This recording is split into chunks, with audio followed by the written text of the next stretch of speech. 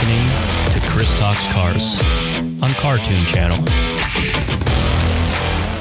Hey, what's up, everybody? Welcome to another episode of Chris Talks Cars. My name is Chris Goodin, and I am joined once again by a man who wants to 4G63 swap your 4BT Cummins, Mr. Brandon Cole. See, that would be really hard to do because the 4BT never came in any vehicles. Yeah, well, except Brandon, for your tractor. Brandon, that's why don't you explain to us why you're going to do that? Well, you see, I wouldn't because those are the two best four cylinders, and I don't think one can replace the other, in my opinion. Right. Well, you're the one that's doing it, so I don't know what to tell you, man. Well, I'll let you know. Your Evo swapped tractor. Sounds fun. I have seen an LS swapped Bobcat. So that is, that's ridiculous. we'll just stuff that thing anywhere. That's what happens when you have too much money and too much time. Yeah. But once again, welcome everybody. We have another great show planned for you. We're going to do a little bit more automotive history, some stoner questions, and some JDM discussions. First off, we'll get into a little bit of automotive history, and it wasn't exactly this week, but the 30th, in 1925, April 30th, the Dodge brothers sold for a record amount. And not only was this an insane amount of money for 1925, but it was a very unique deal. It says the company was sold for $146 million, plus an additional $50 million to be dispersed to various charities. It doesn't specify what kind. But the $146 million alone made it the largest automotive sale to date for any automaker, and that is $2.7 billion in 2020 money. That's crazy, man. I can't even imagine that. Yeah, I wonder what Dodge would sell for now. Like, is $2.7 billion like still a good price? Yeah, that's a good question. I don't know. I feel like the company's doing fairly well. Or I guess it's really in the fiat, I guess. Honestly, they could just stop selling cars and just sell Elephant crate engines and probably still. I definitely feel like they're selling that different variants of the Hemi really well. Yeah, they're definitely they've got their moneymaker. They know what people want, and they're giving it to them. I don't know why these other automakers seem to be so stingy. I believe the president of Dodge or CEO, whatever it is, recently put out that he realizes that the Hellcat and Demon type engines, supercharged ones, are their days are numbered. With our green economy coming in to fruition or whatever, and these things on a good day getting maybe double-digit fuel economy if they're lucky. Yeah, if you keep your foot out of it. You're coasting downhill with tailwind. Yeah. But good for them, Yeah. On May 1st, F1 driver Ayrton Senna died in the San Marino Grand Prix, which was a very sad day internationally for the automotive community. And then on May 2nd, 1918, General Motors buys Chevrolet. And this was surprising to me for a couple reasons, mostly because for some reason I'd thought that Chevrolet was always a GM flagship. Same. Yeah, but apparently it wasn't. They acquired it May 2nd, 1918, and I was looking for a price because I wanted to compare it to the Dodge sale, but I could not find one. Yeah, that's really surprising. I didn't know that either. And I didn't think GM in general was really big enough to acquire, because even at the time, Chevrolet was something. Right. It wasn't a small brand. It was still a big brand. So, yeah, that's really surprising to me that it wasn't the other way around. Yeah, so I wish it had a better breakdown in this story. I guess I should have done more research to see who General Motors had acquired at that point. I would imagine that was probably the first partnership there. And I mean, I don't know, but that would be my guess. And then, Cadillac and Oldsmobile and Pontiac and all the other sudden came over time. Right. I think, what year was that? You said 1918? Yeah. So I think Cadillac was very new still. So, I mean, I would say they probably came a little later, but who knows? Maybe we should do that for another episode. We'll do a deep dive on the lineage of General Motors. Yeah, that'd be good. That'd be good for another show. Yeah. I guess that's it for history.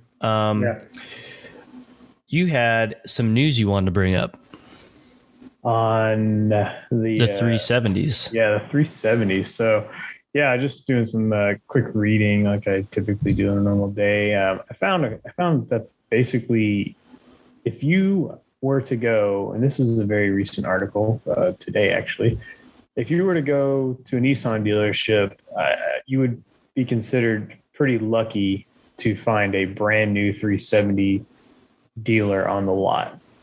They're sold out. I think there's a low demand, so maybe they didn't make a whole bunch of them, and maybe people are holding out for the alleged new 400Z, which is I think it's confirmed at this point, isn't it? Well, yes. I guess they don't have information on it. Yeah, it's confirmed, I would say.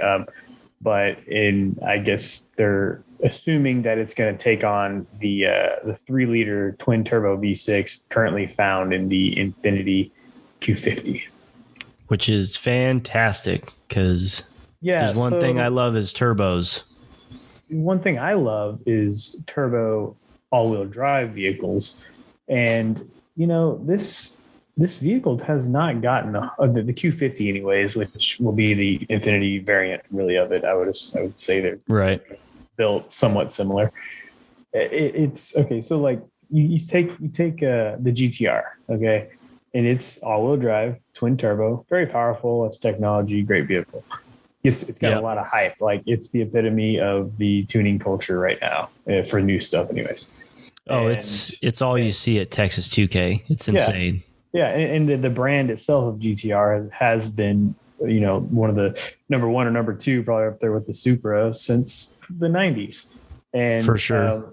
And so what Infiniti has released this almost the same thing, but obviously significantly cheaper and a little less power. It makes 400 horsepower, but as we know, with a twin turbo engine, it's a small tune away from a lot more power, right? And a all-wheel drive system and good gearbox options. I mean, it's a great platform for any type of sports car you would want, and I'm really surprised it hasn't gotten a lot more coverage, a lot more fame out of it. It's in my eyes, it's the baby Godzilla, Yeah, a few years ago, I was at Texas 2K, and they had AMS Performance had I think it was a supercharged Q50, and they were laying down, I forget what kind of times, but really respectable times. And it's like still, I don't see many of them around. It's I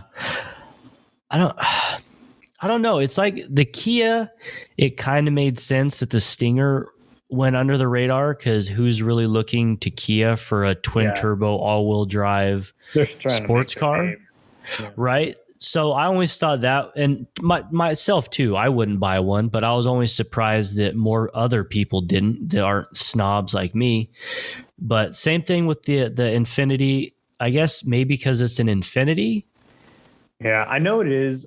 Like, I guess for the amount of power you get, it is a little bit expensive.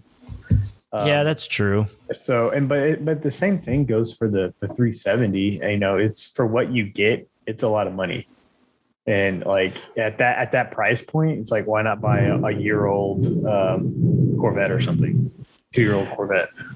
Yeah, well, I mean, I've fallen into that trap. Like I spent $37,000 on that Volkswagen Golf R. Yeah. Like it was cool, but if I were to sit down and put 37 grand into Auto Trader and see what comes up, there's a very small chance I still leave with a brand new Golf R. So yeah, well, I get that.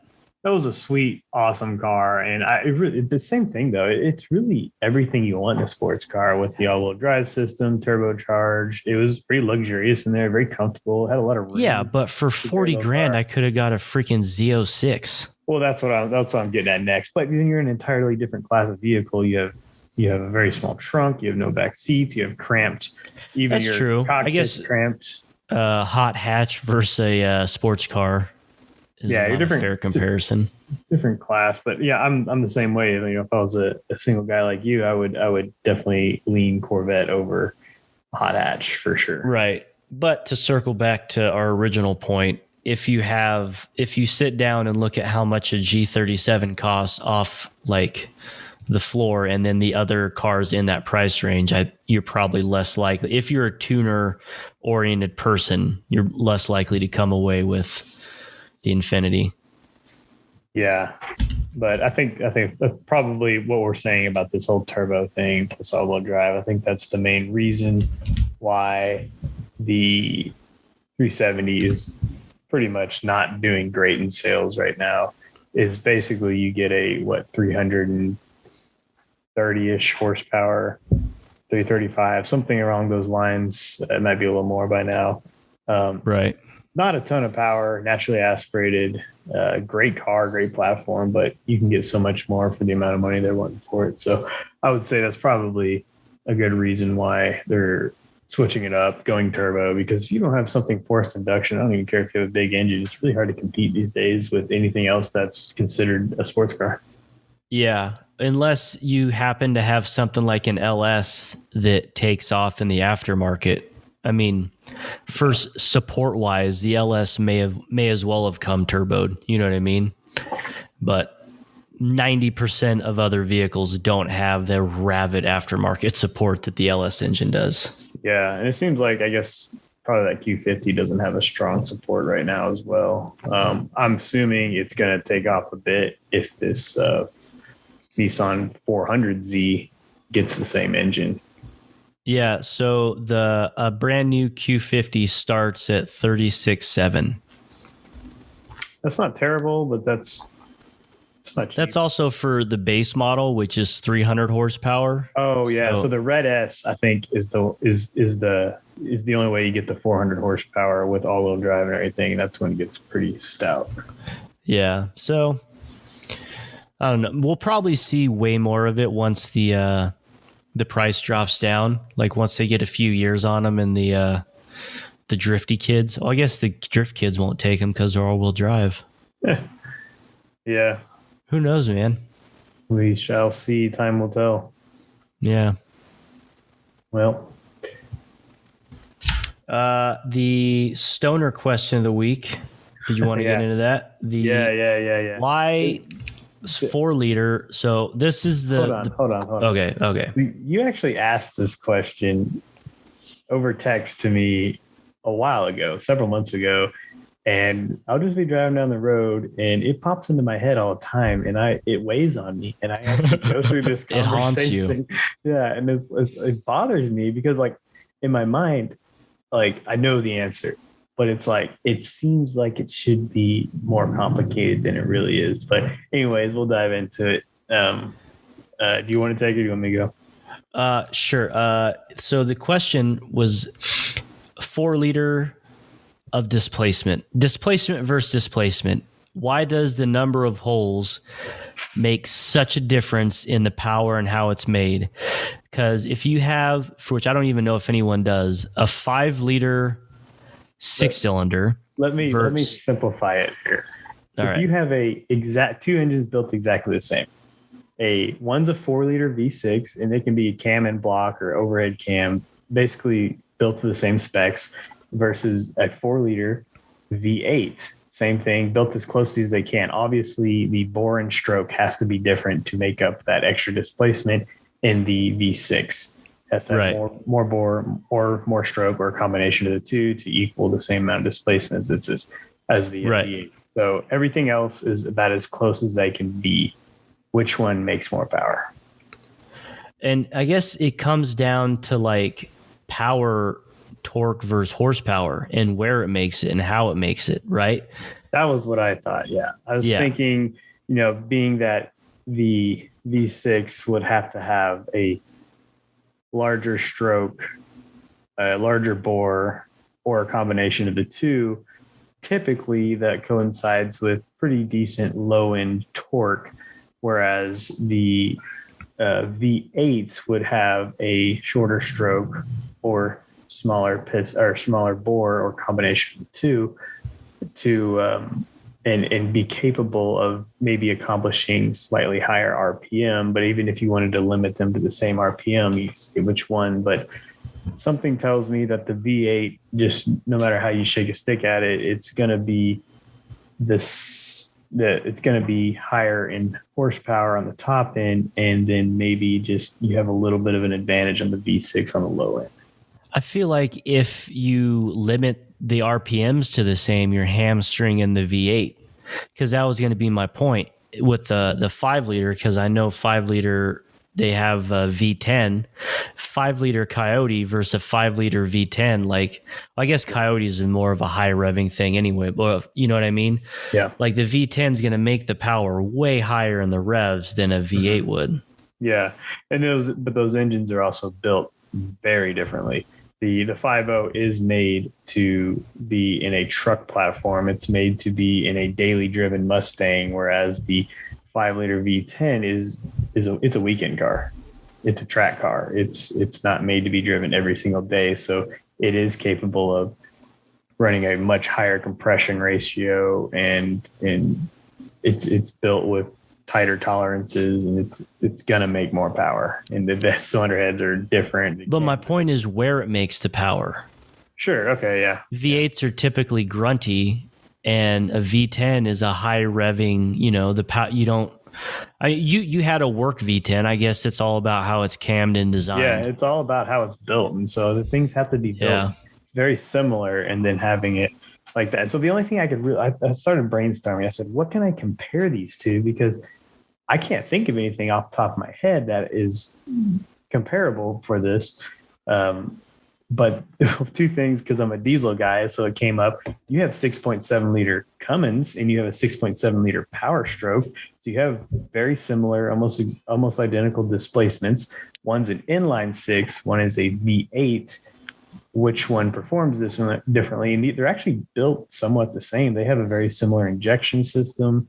I think they both use the CP3 injection pump, and they have, VGT turbos, all this type of stuff. And they do perform pretty similar. I have driven Power Strokes, and they do tend to be much better up high, and they both perform really, really good down low. So I don't know. And this is coming from a Cummins guy, so I'm actually talking up the Power Stroke right now.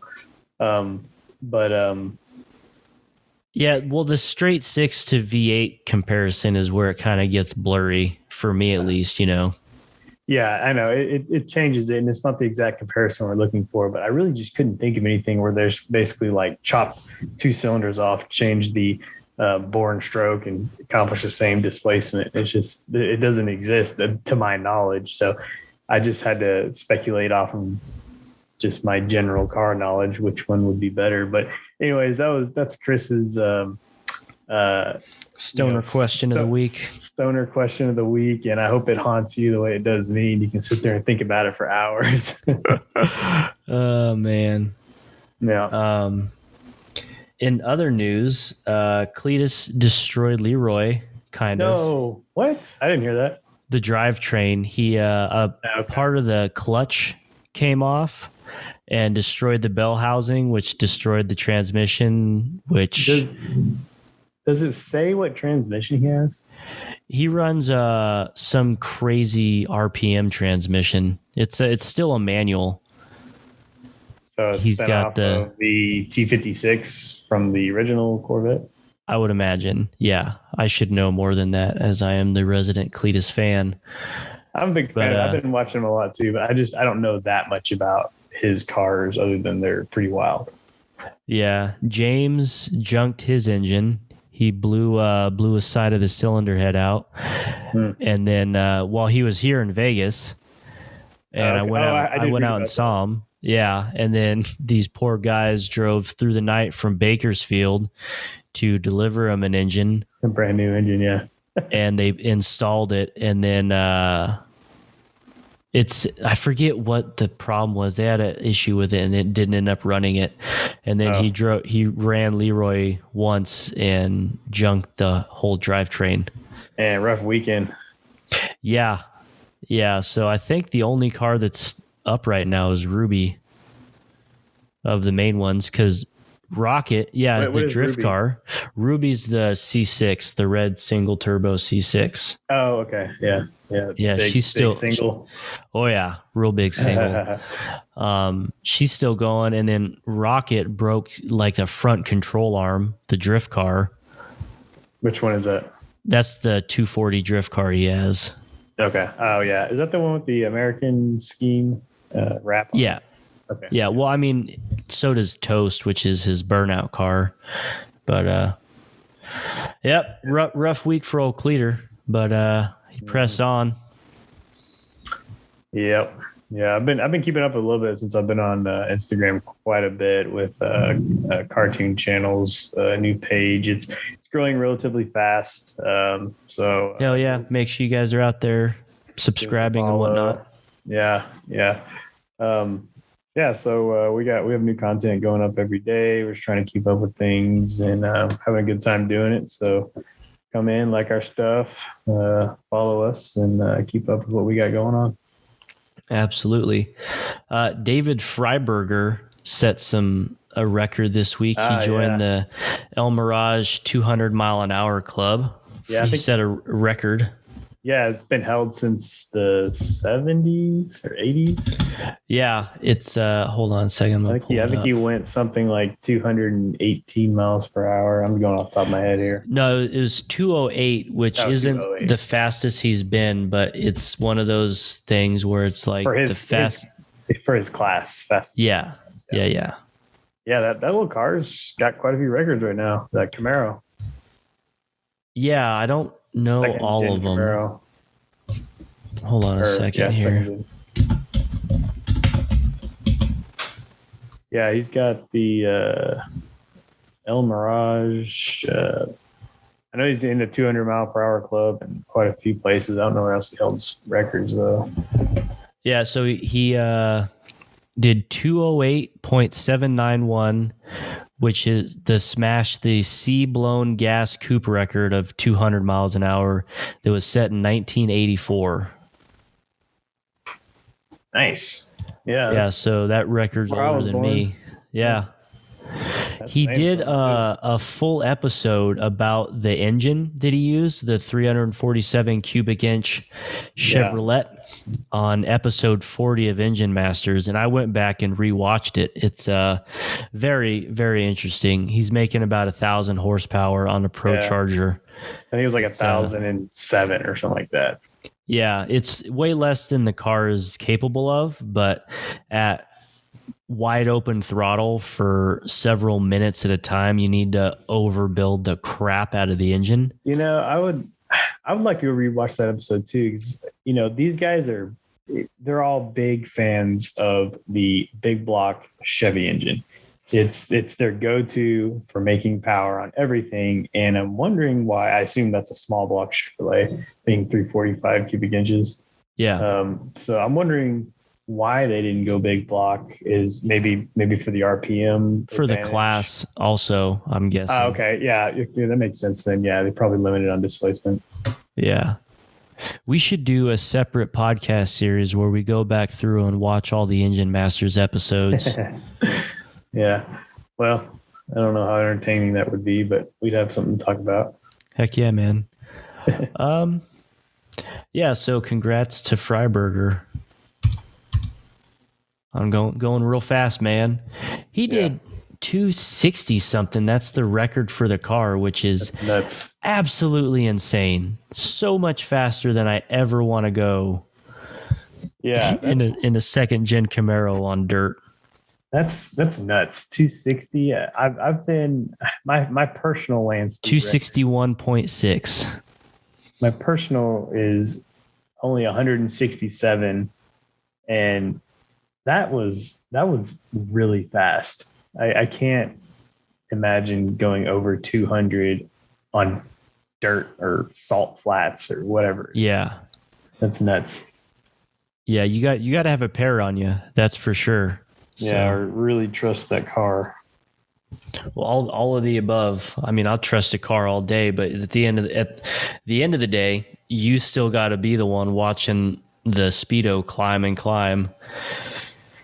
Because God, if anything goes wrong at that speed, you're just like a cloud of dust. Yeah. I don't care about your roll bars and helmets and fire suits. You're done. Yeah. I mean, yeah, you're gonna roll for a long time. Oh yes. That's it for me. Do you have anything else? Yeah, I think that'll wrap it up today. All right, everyone. Don't forget to like and subscribe, rate and review, do all the things. We will be back next week with more shenanigans. I'll talk to you later. Bye.